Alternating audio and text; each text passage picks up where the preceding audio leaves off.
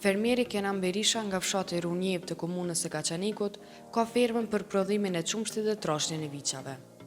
Aktualisht kanë 30 krerë të gjidheve dhe pothuajse që të gjitha janë kombinim të racës autoktone të bushës me racën simental, por edhe të racave tjera. Pra e veçanta e kësaj firme është se Kenani në firmën e tij ka lopën e racës busha të kombinuar të moshës mbi 20 vjeçare. Dhe deri më tani nga kjo lopë ka marrë 18 viça. Ai tregon se është i kënaqur me rendimentin e qumshtit që japin, po ashtu edhe me pjellshmërinë e tyre. Kenani thot se nuk i ka përzgjedhur për atë se janë lopë më të mëdha, më të mira apo që japin më së shumti qumsht, por që janë të përshtatshme dhe të qëndrueshme në kushtet në të cilat i mban ai. Këto gjedhe ditën e kaloi në Kullosa duke qëndruar në vendet ku atyre më së shumti u përgjigjet. Ndërsa gjatë verës, natën e kalojnë kryesisht në hapësirë jashtë firmës. Raca busha i përballon kushteve të vështira, janë rezistente ndaj sëmundjeve dhe se dikur kanë qenë mjaft prezente dhe janë mbashtuar nga një numër i madh i familjeve tek ne në Kosovë. Vlen të theksohet se qumshtin dhe mishin e kanë shumë cilësor dhe kjo është ajo për të cilën jam i interesuar, thot Kenani. Vlerat ushqyese të qumshtit dhe produkteve tjera nga busha janë shumë më të mira sepse përmbajnë shumë proteina ndërsa më pak laktozë. Fermieri thot se do të vazhdojnë mbashtimin e saj në mënyrë që numri i gjedheve të kësaj race të rritet edhe më shumë në firmën e tij. Sipas tipit të prodhimit, raca busha i takon tipit të kombinuar me aftësi të vogla prodhuese. Te randmani i mishit të lopët e rritura arrin në 40 deri në 42%, ndërsa te demat për mish edhe deri në 55%. Mirë po duhet të përmendim se në rezultatet e prodhimit të busha në masë të madhe ndikojnë të ushqyrit dhe kushtet e mbashtimit. Ndryshe, sipas të dhënave nga Fakulteti i Bujqësisë, gjedi i racës busha, e cila ndryshe njihet si gjedi i lirë, përfaqëson gjedhin autokton, i cili në Kosovë kryesisht mbashtohet në ekonomitë e vogla familjare, veçanërisht në zonat kudrinore malore ku kushtet e mbashtimit janë të pafavorshme për raca tjera. Kjo veprimtari është veprimtari familjare, po intensitetin e kësaj veprimtarie kam rritë në vitin 2010 e tukti. Po çdo vit kam marrë të rrit numrin e. Po një interes që ka kërkesa në treg apo cila është arsyeja që? Arsyeja ka qenë kërkesa aty, edhe çmimet kanë qenë vitet fundit pak më të mirë, edhe është që me thonë kvaliteti, njerëz janë të pagu kvalitetin, edhe është rrit kërkesa Për cilësi. Po, cilësi, për shkak se vendin e kena të mirë, kollosat janë të mira, nuk përdormi pesticide, plera artificial, gjithë çka është natyrale. Për plerimin e livadëve, misrit, baqeve, gjithë çka që përdormi vetëm plerën e shtallës. Ju fillimisht jeni marrë me viça për mesh, për trashje. Sa ka qenë numri dhe si keni filluar? Po vitin 2014 unë kam pas një numër mbi 15 krerë. Të viçave për trashje. Për trashje.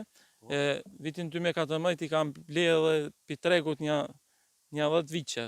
Kam fillu tregut këto rrethim, për shembull, komunën e Vetinis, Ferizajt, Kaçanikut edhe kam fillu me rrit numrin e krerëve, për shkak se kam qenë edhe për krapi Ministrisë Bujqësisë për ndërtimin e fermës. Aty i kam sjellë 10 viça, dikun 25 i kam marrë për majmëri. Po unë këta ja kisha rekomanduar çdo fermeri që mos merr tregun këto, se tregu mund me thonë se është i infektuar. Pi smundjeve ndryshme, se unë ato 10 viça që i kam sjellë në fermë, mi kanë infektuar edhe me smundje ndryshme edhe viça të tjerë. Ekonomikisht mu më kanë damtu, unë në vend që të arris ekonomikisht jam më i fuqishëm, unë faktikisht jam damtu. Ma mirë ishte qenë me çato 15 viçat e mi të vazhdoj tutje se të sjellë veç, se tregu për shkak se jena zonë kufitare. Për shembull ka pas raste kanë ardhur Maqedonisë me brucelozë, me tuberkulozë, me smundje gungore, lloj smundje tjera që na kanë damtu neve si fermer. Pastaj pas një viti 2 që i kam vazhduar kam pa që nuk shkon kjo punë se për shkak shpenzimeve veterinare na kanë bërë shumë tolla për shembull për me mjeku atë, edhe një vit kur fillon mjekimi aty edhe sasia kur përmeshtu është nuk ka nuk pritet të arris peshën. Edhe kena fillu vetëm me viçat tuan, që ma mirë është tham drejtën me rrit 15 viçat mit, edhe të shëndetshëm edhe tregun e kam sigurt, për shembull konsumatorët i kam vendor, që lypin kualitet, edhe viçat janë shëndruar për shkak se kemi edhe kollosën, edhe çumshni ato viça që e pin janë është çumsh keq natyral. Edhe kollosa po me prashtin kollosës më me thon viteve të fundit do t'ja e lumit tonë, edhe që na shkakton një problem. Është lumi në rëdimje që kalon Po, parja, po. po, që na ka detyruar ne ta thurm, ta izolojna këtë lumin, edhe Që lop mos pin ujë, se këto shfaqje është te, më me thonë, te pushtetarët tanë edhe te institucionet që përgjithse, po, trajtimin e ujit. po, do të më marr, Jo mi derë se para disa vite ky ujë ka qenë, më me thonë se edhe na më kena përdor për pije, tash as për kafsh nuk ban, është një dam si për ne, për gjithë popullatën. Në momentin i kemi 30 krerë. Një 18 i kemi lop qumshtore, për shembull një 2 mushtera janë, ato pritën të bëhen lumë qumshtore, edhe tjerat janë viça të vogla. Ripartirën e ferës e bëjmë prej viçave tonë, për shembull kemi marrë për lop, për shembull kam lop këto që i ka mbi 20 vite. Cila është raca e kësaj lope? Raca e kësaj lope është në tiparat i ka racës busha, se ne kena begi disa vite është kombinim me një racë tjetër, tash nuk pe dione, po i ka tiparat e bushës. Dhe ajo mbarsohet artificialisht vazhdimisht me çfarë race? Racë cimentale barsojmë, për shembull mështerat e saj kanë dalë racës, më me thonë kombinim. Edhe një racë që i përshtatet vendit tonë, për shembull është imam për çdo smundje për asi, edhe kualiteti. Shpenzimet i kanë më të vogla sigurisht, kërkesat i kanë më të vogla, apo? Si racët e shpenzimet janë shumë, shpenzimet janë të vogla.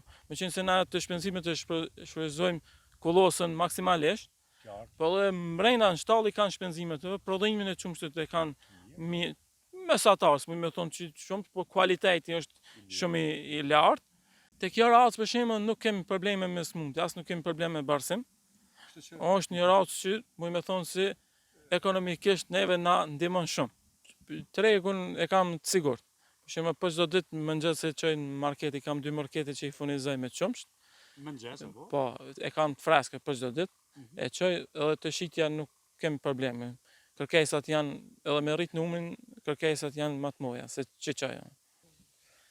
Për momentin i kemi shfrytëzim afër 20 hektar. Më thonë ndoshta më shumë se si kam të manta saksisht, po 20 hektar që të sillet sipërfaqja, një pjesë të kollosës e kam marrë që thonë të na një dorë e parë, Të sanës, po të sanës. Keni kositat? E kam kosit një afër 3000 uj i kam siguru për kohën e dimrit.